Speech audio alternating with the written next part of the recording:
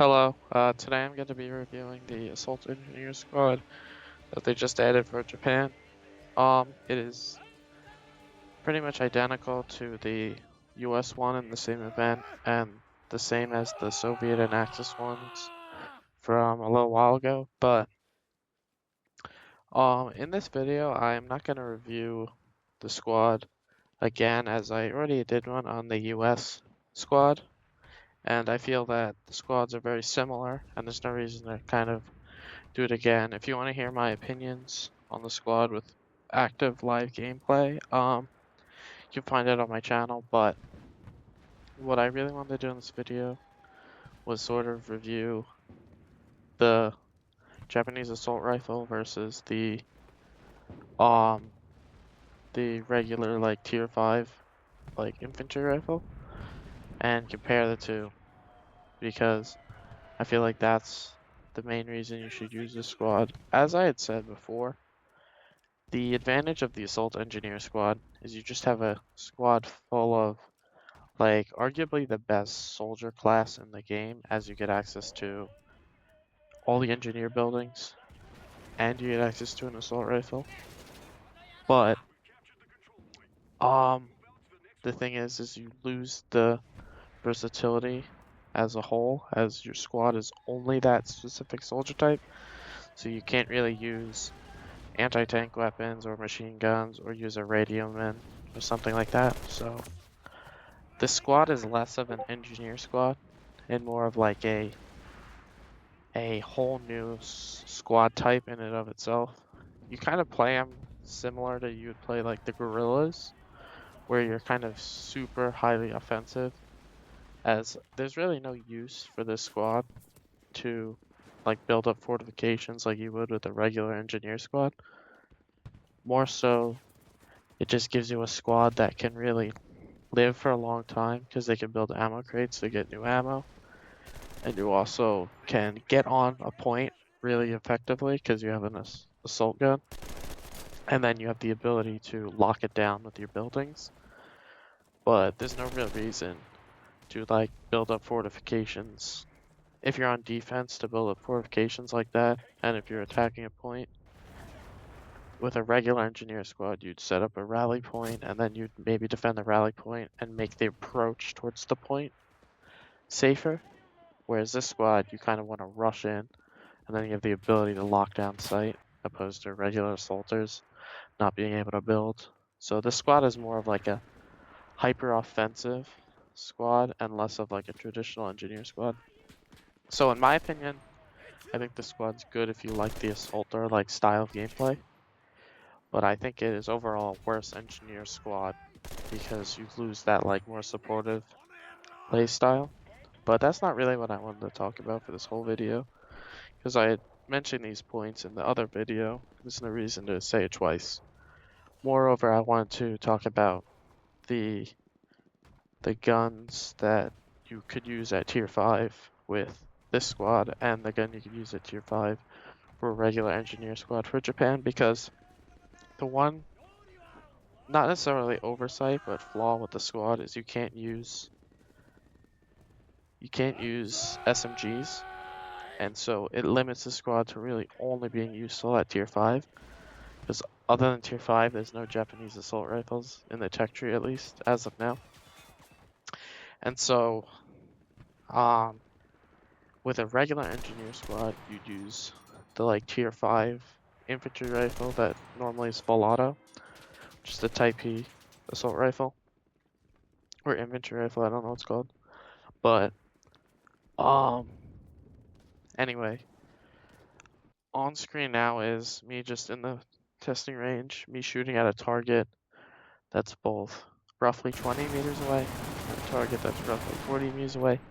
And I just first try went there, shot one clip at the far target and one clip at the close target, and I did this with all 3 guns I want to test today, 2 of which being the Type 2A, one in full auto and one in semi-auto. And then I went up to the target afterwards and saw where the bullets landed, marked it out, and did some like pretty simple math to kind of just see how much better or worse the assaulter's assault rifle is compared to regular rifle you'd give a tier 5 engineer squad, because I felt with the US assault squad, I kind of changed my opinion after making the video, but in my opinion, the hide I always felt was like as good as the Thompson, but being forced to use it to make the video, and I didn't really articulate it well in the video, but the hide has like does slightly more damage, but has like significantly better ballistics, meaning I feel like it's better than the Thompson, and the hide is as good, if not better than the like the M2 carbine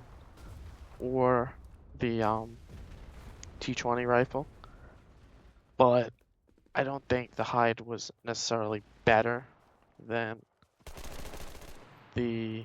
I don't think having exclusively the hide is necessarily better than having a diverse engineer squad and the slightly weaker M2 carbine. I think I'd rather take the slightly worse gun in the M2 carbine and have flexibility, opposed to the better gun but no flexibility.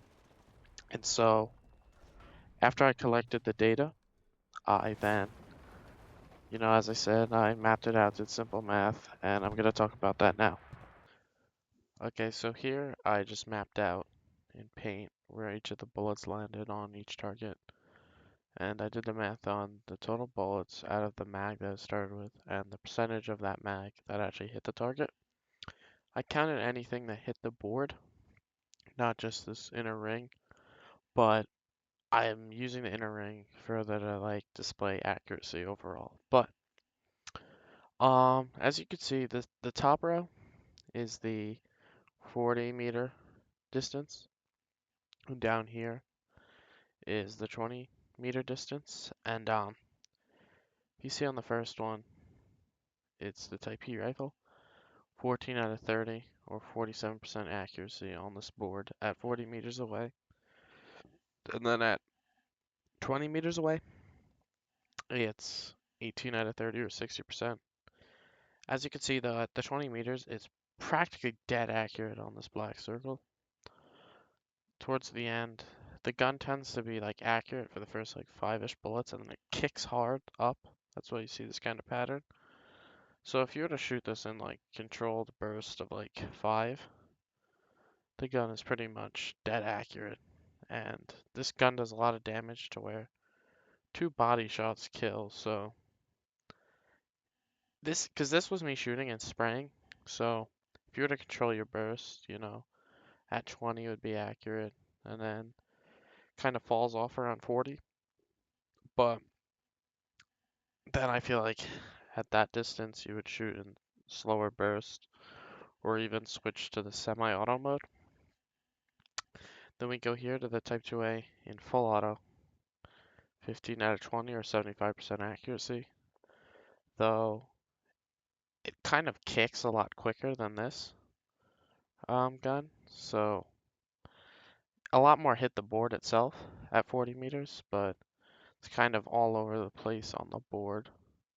Same with this at 40 meters, but then when you go to the 20 meter away, 16 out of 20 or 80% accuracy.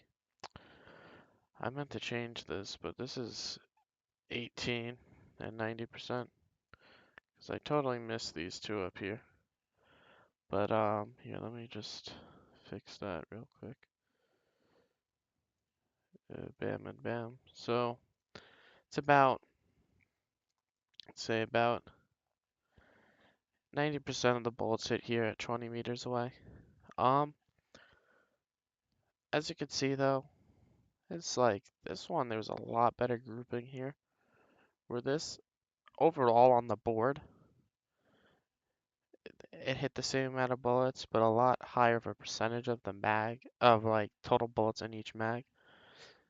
But I would say the grouping is not necessarily as tight as this one.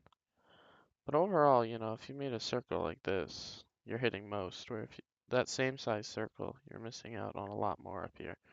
Anyway, then you switch it to the Type 2A to slow auto. and it's really telling. 18 out of 20, or 90% at 40 meters. And you know, if you make a circle like this, then that like 50 range, you know, pretty accurate. That's really accurate for 40 meters, all things considered, in a full drawn out burst. And then at 20 meters in slow auto, it's well accurate, you know. Almost all the bullets hit, you know.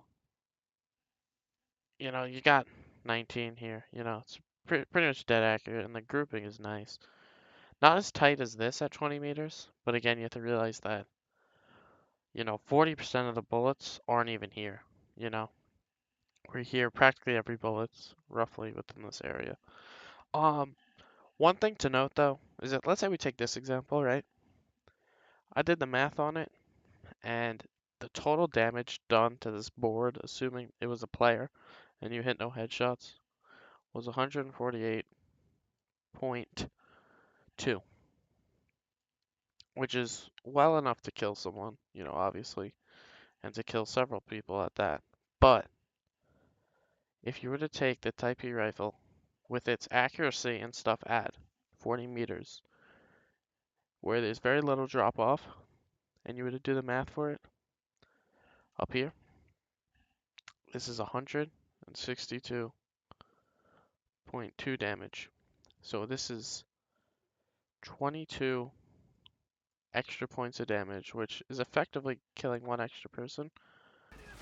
After looking at that test, it kind of reinforced my earlier statement where I was like, the Assault Engineer squad, you have to play as this hyper-aggressive squad that's able to get on point and lock it down, and less of a defensive one where you're either defending the point fully and playing a lot more passive. And you are more aggressive with the Assault Engineers, but strictly at killing other infantry, whereas the other engineer squads, you can more focus on anti-tank, anti-air, and more area denial, less than just getting kills. So you can see that as well with the guns, as the Type 2A is really good at killing infantry because it has a lot more ammo in total per troop, because you don't have as much in the mag compared to the Type E rifle, but you have, 20 in the mag and then 100 in reserve. With the Type E rifle, I'm pretty sure you have just 2 mags of 30. So you get like 40 more bullets to use. However, the bullets themselves are a lot weaker, but the Type 2A allows you to stay in the fight longer because, you could shoot off your 20, then hide, reload, shoot off your 20, hide, reload. For the Type E, you kind of have to shoot your full burst, reload the mag, and then now, unless you build an ammo crate, which you can as an engineer, but unless you find it, ammo crate or build one yourself, that next mag is your last one, and you really can't.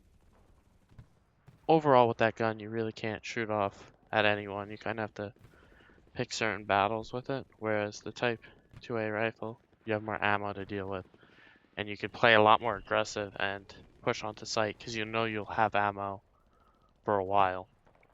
So overall, I think the test supports what I was saying before about the squad not being an engineer squad and kind of being its own type of role of hyper aggression.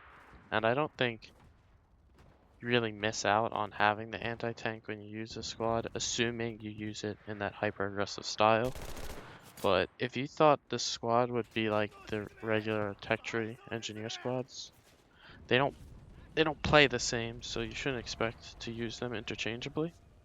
But with all that being said, should have you grinded this? I mean, the US one was a lot earlier in the event, and you didn't have to play as much during the event time frame to get it. Where this one, you had to basically complete the full event. With that being said, I think if you like the hyper-aggressive style when you play Enlisted and stuff, this squad is definitely worth it to pick up. But if you want to pick this up because you liked playing as an engineer, the squad won't play the same, and you're better off sticking with the regular tech tree engineer squad.